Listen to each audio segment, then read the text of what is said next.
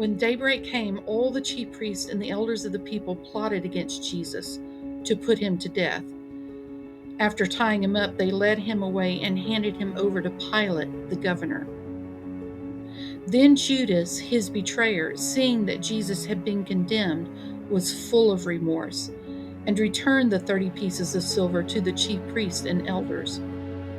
"I have sinned by betraying innocent blood," he said. "What's that to us?" they said. "See to it yourself." So he threw the silver into the temple and departed. Then he went and hanged himself. The chief priest took the silver and said, "It's not permitted to put it into the temple treasury, since it is blood money."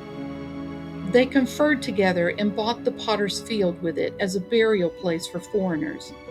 Therefore, that field has been called Blood Field to this day.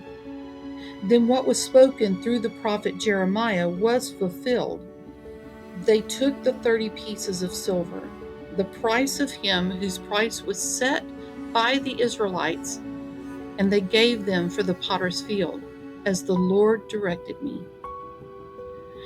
Now Jesus stood before the governor. "Are you king of the Jews?" the governor asked him. Jesus answered, "You say so." While he was being accused by the chief priests and elders, he didn't answer.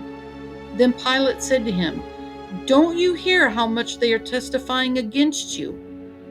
But he didn't answer him on even one charge, so that the governor was quite amazed. At the festival, the governor's custom was to release to the crowd a prisoner they wanted. At that time, they had a notorious prisoner called Barabbas. So when they had gathered together, Pilate said to them, "Who is it you want me to release for you, Barabbas or Jesus, who is called Christ?" For he knew it was because of envy that they had handed him over. While he was sitting on the judge's bench, his wife sent word to him, "Have nothing to do with that righteous man, for today I've suffered terribly in a dream because of him." The chief priests and the elders, however, persuaded the crowds to ask for Barabbas and to execute Jesus.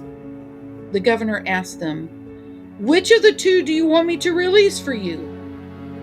"Barabbas," they answered.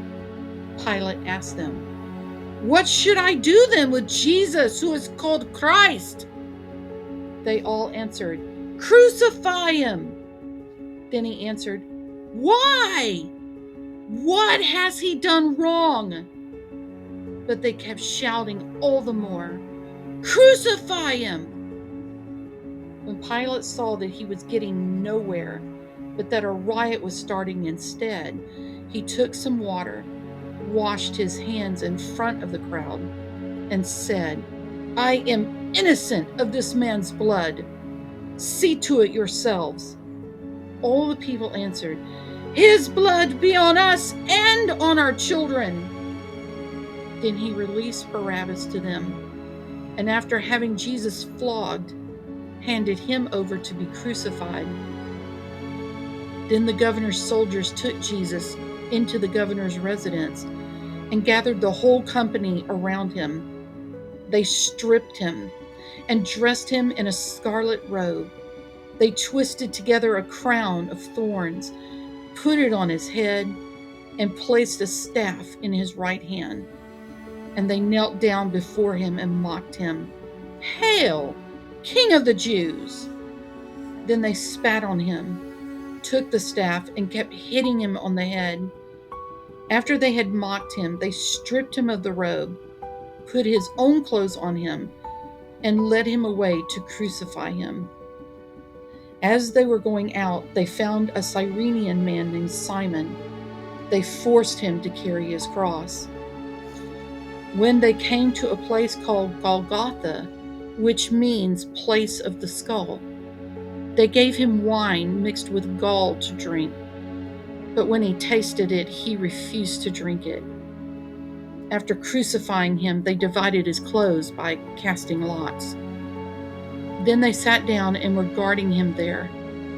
Above his head, they put up the charge against him in writing, "This is Jesus, the King of the Jews." Then 2 criminals were crucified with him, one on the right and one on the left. Those who passed by were yelling insults at him, shaking their heads, and saying, "You who had destroyed the temple and rebuild it in 3 days, save yourself. If you are the Son of God, come down from the cross." In the same way, the chief priest, with the scribes and elders, mocked him and said, "He saved others, but he cannot save himself.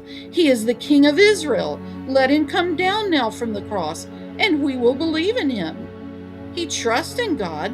Let God rescue him now, if he takes pleasure in him. For he said, 'I am the Son of God.'" In the same way, even the criminals who were crucified with him taunted him. From noon until 3 in the afternoon, darkness came over the whole land. About 3 in the afternoon, Jesus cried out with a loud voice, "Eli, Eli, lama sabachthani." That is, my God, why have you abandoned me?" When some of those standing there heard this, they said, "He's calling for Elijah." Immediately, one of them ran and got a sponge, filled it with sour wine, put it on a stick, and offered him a drink. But the rest said, "Let's see if Elijah comes to save him." But Jesus cried out again with a loud voice and gave up his spirit. Suddenly, the curtain of the sanctuary was torn in two, from top to bottom. The earth quaked, and the rocks were split. The tombs were also opened, and many bodies of the saints who had fallen asleep were raised. And they came out of the tombs after his resurrection, entered the holy city, and appeared to many. When the centurion and those with him who were keeping watch over Jesus saw the earthquake and the things that had happened, they were terrified and said, "Truly, this man was the Son of God." Many women who had followed Jesus from Galilee and looked after him were there, watching from a distance. Among them were Mary Magdalene, Mary, the mother of James and Joseph, and the mother of Zebedee's sons. When it was evening, a rich man from Arimathea named Joseph came, who himself had also become a disciple of Jesus. He approached Pilate and asked for Jesus' body. Then Pilate ordered that it be released.